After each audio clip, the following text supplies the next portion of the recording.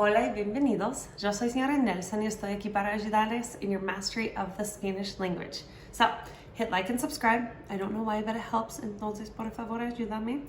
And today, I want to give you a tool that might put a lot of pressure off of your corazoncito when you are faced with this seemingly impossible task of complete fluency in Spanish.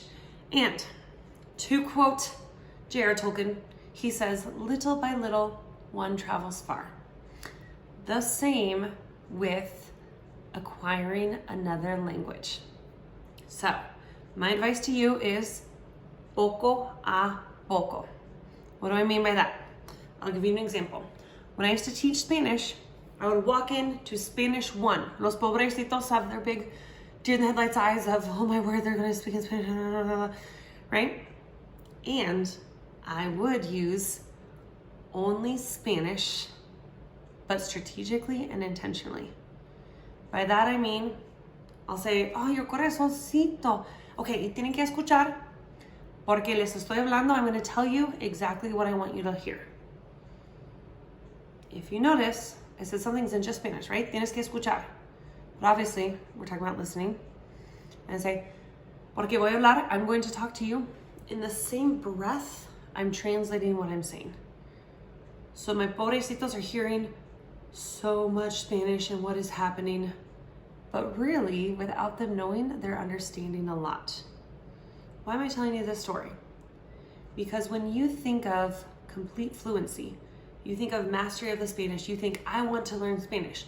You think of all of those contexts where there was only Spanish and you had no idea what was going on. And you want to go from 0 to 100, right? Complete fluency, talk to everyone, travel the world, succeed in everything.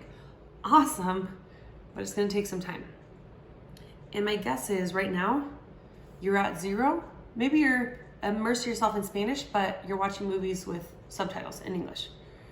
Or you're reading things, but then translating them into English. The more you rely on English, the harder it's gonna be. My advice is poco a poco. Start with a few words here and there. Even with your family. Like, could you pass the sal? I could use some more pimienta, please. Por favor, even. Right? Oh, could you pass the mantequilla? Por favor. Do you see how? Start with words. A few vocab words here and there. And then maybe pretty soon, oh, pásame la mantequilla, por favor. What? Or, could tú please pass a mí the mantequilla? Whatever. Throw in a few words, sprinkle them in, and then put in a few more, and then put in a few more. Back to my story, my students by Spanish 2 heard 90% of the content in Spanish. Even to the point, I had no idea. My principal told me that. He's like, yeah, you speak about 90% of the time in Spanish. I'm like, whoa. I thought hopefully 60, 70. But the more you train those ears and that brain to start thinking, not in English, not translating, but in Spanish, the more natural it'll become and the more you don't even think about it.